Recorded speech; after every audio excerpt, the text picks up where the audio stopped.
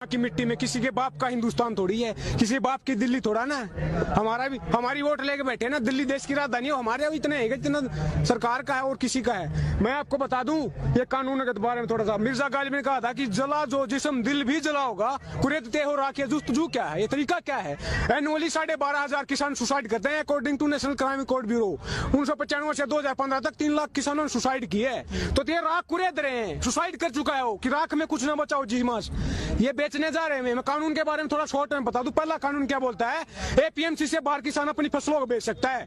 इस देश में 85% किसान ऐसे हैं जिसके 5 एकड़ से कम जमीन है, 70% किसान ऐसे हैं जिसके 2 एकड़ से कम जमीन है। बोला कि प्राइस डिस्कवरी होगी, इंटरस्टेट मूवमेंट हो सकता है। आप मुझे बताओ 2 एकड़ वाला अपनी ट्राली भर कर रहना पंजाब यूपी से तमिलनाडु केरला बेचने जाएगा या लंदन अमेरिका बेचने जाएगा? कौन सा लॉजिक है ये, कौन सी रैशनैलिटी है, कितना ट्रांसपोर्ट कॉस्ट होगा उसका? दूसरा कानून कॉन्ट्रैक्ट फार्मिंग के बारे में बोलता है, उसके एक सेक्शन में लिखा है क्वालिटी ग्रेड एंड स्टैंडर्ड। समझ रहे हो बात को? पहले बोला जाएगा कि चावल इतना मोटा होगा, इतना पतला होगा, ऐसा कलर होगा। समझ रहे हो? खुला आसमान है, उसके नीचे फसल पैदा होती है। बाढ़, पानी, सूखा, आंधी, तूफान सब कुछ उसको असर करता है। अब मशीन तोड़ा ना कि मशीन में से निकला बिना डिफेक्ट के निकल आएगी, ये तो वही बात होगी। सरकार बोल रही कि पानी वाला जहाज उड़ेगा, हम बोल रहे हैं सर वो तैरता है, बोला नहीं उड़ेगा, वो उड़ रहा है ना पानी वाला जहाज। ये मर रहे हैं किसान, ये बकवास कर रहे हैं। तीसरा कानून क्या बोलता है कि एसेंशियल कमोडिटी एक्ट 1955 में नेहरू जी ने पास किया था, स्टॉक लिमिट लगाई थी। आज उसको स्टॉक लिमिट हटा दी है और बोला क्या है, किसान होल्ड करेगा। किसान के बारे में किसी ने कहा कि छत टपकती है उस किसान की, लेकिन फिर भी वो बारिश की दुआ करता है। उसके सिर पे छत नहीं है, फसल के लिए कहां से लाएगा छत? कौन सा लॉजिक है ये? है कोई रैशनैलिटी? बकवास कर रहे हैं, जमीनें बेचने जा रहे हैं। मैं हरियाणा से हूँ, वहाँ पे सवाल का मुद्दा उठाते हैं। आप ये बताओ, हमारे पास जमीनें नहीं रहेंगे तो पानी में डूब के मरना है क्या? पानी किसके लिए चाहिए? जमीन के लिए, खेती के लिए।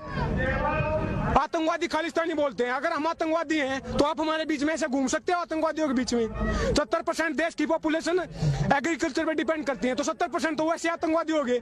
तो देशभक्त कौन है? आतंकवादी बताऊं मैं कौन है? साधु प्रज्ञा ठाकुर, जिसने 2008 में मालेगांव ब्लास्ट केस हुआ था, उसकी मेन एक्यूज्ड है। आतंकवाद के चार्ज हैं, वो पार्लियामेंट में बैठी है। समझ रहे हो? गोडसे जिंदाबाद के नारे बताए, हमें आतंकवादी बोल रहे हैं। आतंकवादी, एक बात और बोल दूं मैं, आतंकवादी अगर हमें बोल रहे हैं तो 60 के डिकेड से पहले इंडिया फूड सिक्योरिटी में इंडिपेंडेंट नहीं था, भूखे मरते थे हम। 62 में चाइना से वार हार गए, 64 में फैमान आया, लाखों लोग मरे भूख से। जवान भी आ रहा था, किसान भी आ रहा था। लाल बहादुर शास्त्री जी ने नारा दिया, जय जवान जय किसान। 65 में ग्रीन रेवोल्यूशन आया। आज जो बफर स्टॉक के 9 में, इतनी मेहनत से हमने जमीन को सींचा था, बफर स्टॉक के 9 में खाने के लिए कम से कम होना चाहिए। 40 मिलियन टन क्या, वो दुगना हो चुका है आतंकवादियों की वजह से।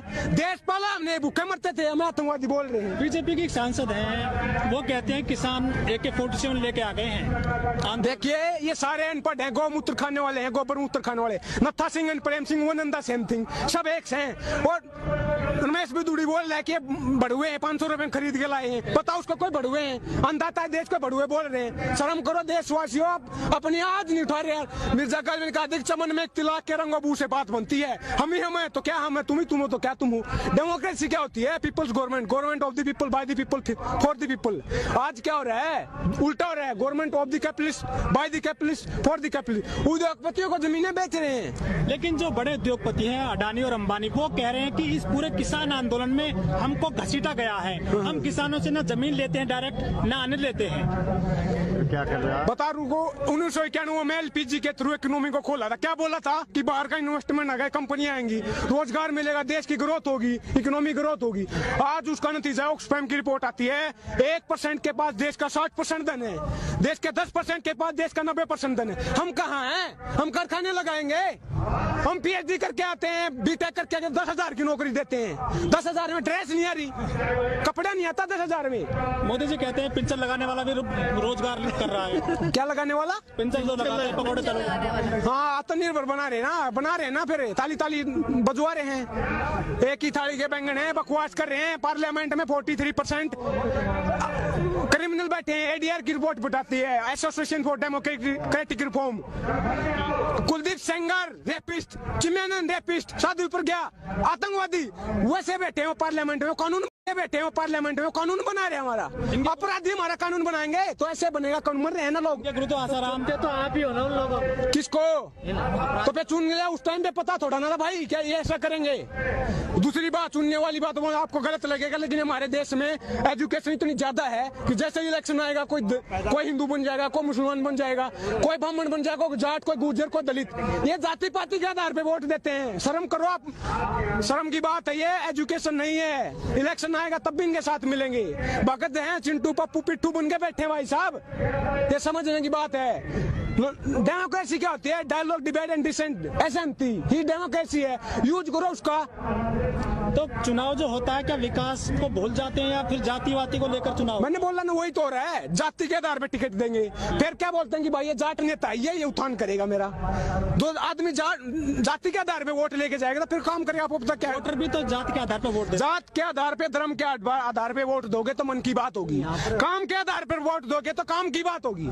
समझ रहे हो? डिवाइड एंड रूल पे बोलना चाहूंगा मैं। कुछ किसी ने, अंग्रेजों ने डिवाइड एंड रूल किया था, ये भी वही कर रहे हैं हिंदू मुसलमान, मंदिर मस्जिद करके कि बांट दिया इस धरती को। क्या चांद सितारों का होगा? नदियों के कुछ नाम लिखे, बहती धारों का क्या होगा? शिव की गंगा भी पानी, यहाँ पे जमजम भी पानी है, मुल्ला भी पिए, पंडित भी पिए, पानी का मतलब क्या होगा? उन फिरका परस्तों से पूछो क्या सूरज अलग बनाओगे? एक ही हमेशा से सबकी क्या हो भी नहीं बनाओगे? नस्लों का जो करे बंटवारा, नस्लों का जो करे बंटवारा, रहबर काम का ढोंगी है। क्या खुदा ने मंदिर तोड़ी थी या राम ने मस्जिद तोड़ी है? अगर स्टेट मंदिर बनवाएगा तो स्कूल, कॉलेज, यूनिवर्सिटी, हॉस्पिटल, सड़कें, बिजली, पानी ये कौन करवाएगा? इस देश में पहले भी मंदिर बने, सरकारों ने बनवाए हैं। क्या ये आर्टिकल 25 हमारे संविधान का बोलता है कि right to freedom to profess, propagate and practice any और not any religion of your choice. धर्म हमारा पर्सनल मैटर है, हमारा फेथ है। अपने आप चंदा इकट्ठा करके मंदिर बनवाएंगे, सरकार मंदिर बनवाएगी। स्टेट का कोई रिलीजन है क्या? तो सबसे पहले तो चंदा राष्ट्रपति जी ने दिया है। तो राष्ट्रपति क्या हमारा ही है? कौन है वो? किसान है क्या वो? नहीं, हमसे बीच से गया क्या वो? कैसे राष्ट्रपति चुना जाता सबको पता है। सब उनका है, वो तो एक रबर स्टैंप है। सब रबर स्टैंप उठा के लगा दी। आज मुझे बता दो एक भी कानून पे जिसमें राष्ट्रपति ने डिसेंट का भी अड़े हो कि ये गलत है, ये सारे कानून पे मोहर लगा देते हैं। पिट्ठू होते हैं सरकारों के राष्ट्रपति। देश का पहला नागरिक, गलत बोल रहा हूँ लेकिन पिट्ठू है भाई, पिट्ठू है। तो क्या आपको लग रहा है जनता को भी सुधरना चाहिए था? सुधरेगी कैसे? मेजी रेस्टोरेशन आया था 1860 के दशक में जापान में। छोटा सा देश है, खेती के लिए जमीन नहीं है, टापुओं का देश, आइलैंड पे बसा हुआ है। मेजी रेस्टोरेशन आया था, उससे इंडस्ट्रियलाइजेशन हुआ। देश को इतना पढ़ाई लिखाई, ह्यूमन डेवलपमेंट, एजुकेशन, हेल्थ पे इतना खर्चा किया कि छोटा सा देश है। ये जितने है ना दादागिरी के घूम रहे हैं, वर्ल्ड पावर बन के, घुमा के मारा था, घुमा के भगा। यूएस को पीटा, पर्ल हार्बर पे अटैक किया, चाइना को हराया, रशिया को हराया, सारे देशों को घुमागा। छोटा सा देश है। ऐसे ही आज इजराइल पूरे मुस्लिम राष्ट्र, 60 मुस्लिम देश हैं, भगा के मारता है। ये लड़ाई की बात नहीं है, रिवेंज की बात नहीं है, रिफॉर्म की बात है, ये रिवॉल्यूशनरी थिंकिंग की बात है, क्रांतिकारी की बात है। भगत सिंह ने जो वो फांसी हो रही थी ना, उनके वकील ने आके पूछा था आप देश को क्या संदेश देना चाहोगे? उन्होंने कहा था कि साम्राज्यवाद मुर्दाबाद, इनकलाब जिंदाबाद। आज मैं बोल रहा हूँ कि पूंजीवाद मुर्दाबाद, इनकलाब जिंदाबाद।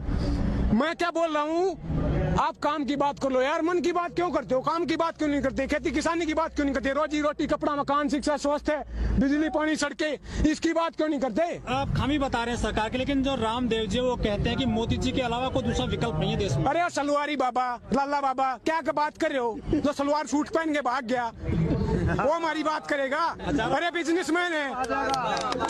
आप मुझे बताओ, आप मुझे बताओ, योगा करवाते हैं किस लिए? शरीर स्वस्थ होगा, फिर दवाई बनाते हैं। जब हम स्वस्थ होते हैं दवाई की क्या जरूरत है? इस गेम को समझे आप। सबसे ज्यादा वो उसी का विकास हुआ है इस सरकार में। हम तो मर रहे हैं, मैंने बोला ना, 12,500 एनुअली सुसाइड कर रहे हैं भाई साहब। वो कहते हैं किसानों ने कानून नहीं पढ़ा और किसान ना समझे, रामदेव बोलते हैं। आके समझा देना, वो कौन सा चश्मा लगाते? रुको बाबा, मैं अगर आप समझाओ ना, मैं आके कौन सा चश्मा लगाते? हमें भी दे दो चश्मा जिसमें कौन लाइन दिखती हो भले की। ये कानून जहर है, जहर। सरकार क्या बोल रही है कि 2-3 चम्मच निकाल देंगे, गिलास भरा जहर का है, बोले 2-3 चम्मच निकालेंगे, अमेंडमेंट कर देंगे, संशोधन कर देंगे। आप मुझे बताओ, 1 चम्मच हो,